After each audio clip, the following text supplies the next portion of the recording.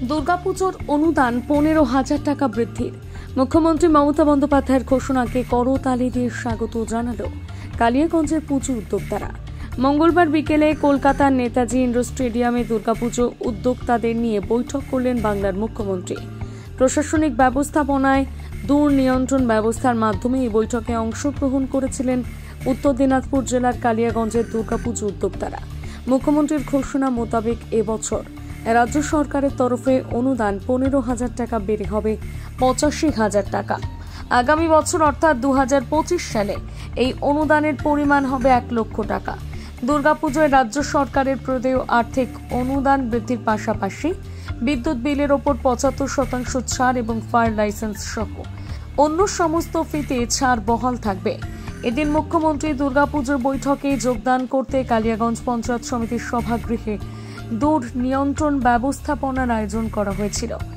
দুর্গাপুজো উদ্যোক্তাদের পাশাপাশি বৈঠকে প্রশাসনের তরফে বিডিও প্রশান্ত রায়, যুগ্ম বিডিও সন্দীপন দে, আইসি দেবব্রত মুখার্জি, উপপুরপ্রধান ঈশ্বর রজক, পুরসভার ভারপ্রাপ্ত কার্যনির্বাহী অফিসার মদন মণ্ডল, জেলা পরিষদের নারী ও শিশু কল্যাণ কর্মাধ্যক্ষ লতা সরকার উপস্থিত ছিলেন।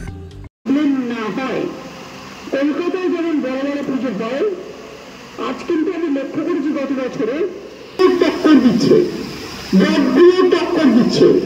কোনো জেলা এগিয়ে কোনো জেলা পিছিয়ে নয়। জেলাগুলো পুজো দেখতে গেলে আপনাকে ভাবতে হবে যে এদের কাছ থেকে কিছু শিক্ষা নেওয়া দরকার।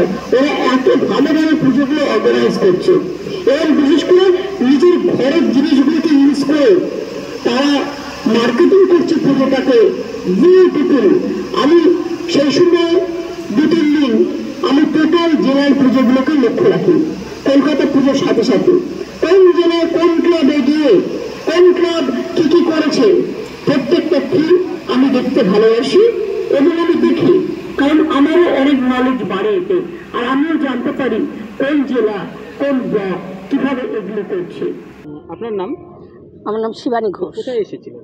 আমি এসেছিলাম বিডিও অফিসে। আমাদের আজকে আসন্ন দুর্গাপূজার ভার্চুয়াল মিটিং ছিল।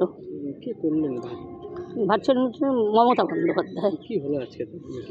আজকের মিটিংয়ে হলো যে কীভাবে পুজোটা পরিচালনা করা যাবে যাতে সুষ্ঠুভাবে হয়, সেভ লাইফকে মাথায় রেখে এবং জনগণের কাউরি কোনো ক্ষতি না হয়, সবাই যেন শান্তিপূর্ণভাবে পুজো দেখা এবং করা দুটোই করতে পারে, এইসব সম্বন্ধে।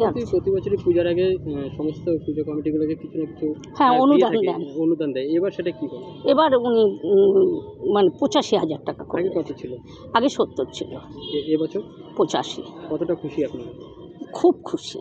আজকে পশ্চিমবঙ্গ সরকারের মাননীয় মুখ্যমন্ত্রী গোটা পশ্চিমবঙ্গের যে পুজো কমিটিগুলো আছে সেই পুজো কমিটিগুলোকে নিয়ে একটা সমন্বয়ে মিটিং করলেন, ভার্চুয়াল মিটিং। কি হলো মিটিংয়ে, কি আলোচনা হলো? যে আপনারা জানেন প্রতিবারই দুর্গাপুজো হয় এবং দুর্গাপুজো আমাদের পশ্চিমবঙ্গের যে দুর্গাপুজো সেটা একটা ওয়ার্ল্ড হেরিটেজের তকমাও পেয়েছে।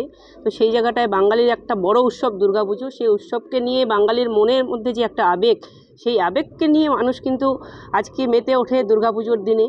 তো আমাদের এবারে যেহেতু দুর্গাপূজাটা আগাম আছে, সেই জন্য মাননীয় মুখ্যমন্ত্রী সেই যে সমন্বয় প্রোগ্রাম প্রতি বছরই করে থাকেন সেটা এবারে একটু এগিয়ে নিয়ে এসছেন এবং সেই প্রোগ্রামে আজকে যে বিষয় মানে আগামী দিন যে আমরা এবারের যে দুর্গাপুজো প্রতিবার যেভাবে করা হয়, যে ডিসিপ্লিনগুলো মেনে যাতে পুজোতে কোনো দুর্ঘটনা না ঘটে, সেই জায়গাটায় যে যথাযথ ব্যবস্থাপনা যে প্রশাসনের দিক থেকে থাকা দরকার এবং পুজো কমিটিগুলো যাতে সেই জায়গাটায় নজর রাখেন এবং পুজো কমিটি বা প্রশাসন দুটোর যে সমন্বয়, সেই সমন্বয়ে যাতে পুজোটা আগামী দিনে খুব সুন্দরভাবে পরিচালিত হয়, সেই উদ্দেশ্যেই আজকে এই প্রোগ্রাম বা এই মিটিং।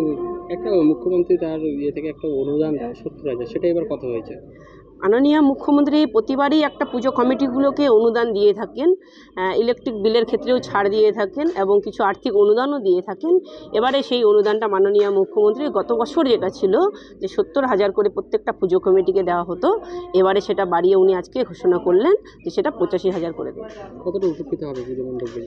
প্রত্যেকটা পুজো কমিটি, গ্রাম বাংলাতে অনেক ছোট ছোট পুজো কমিটি আছে, আমরা জানি কলকাতাতে অনেক বড় বড় পুজো হয়, তো সেই জায়গাটায় আজকে সেই জায়গাটার থেকে গ্রাম বাংলার মানুষরাও যে দুর্গাপুজোয় আনন্দ করে সেই আনন্দতে কিন্তু যাতে ভাটা না পড়ে তার জন্য মাননীয় মুখ্যমন্ত্রী প্রত্যেকটা পুজো কমিটিকে 85,000 করে এবারে থেকে অনুদান দেবেন। তো সেই জায়গাটার থেকে আরও গ্রাম বাংলার যে পুজোগুলো তারা একটু উন্নতভাবে পুজোটাও করতে পারবেন এবং গ্রাম বাংলার মানুষজনও সেই পূজাটা উপভোগ করতে পারবে বলে আমি আশা করছি।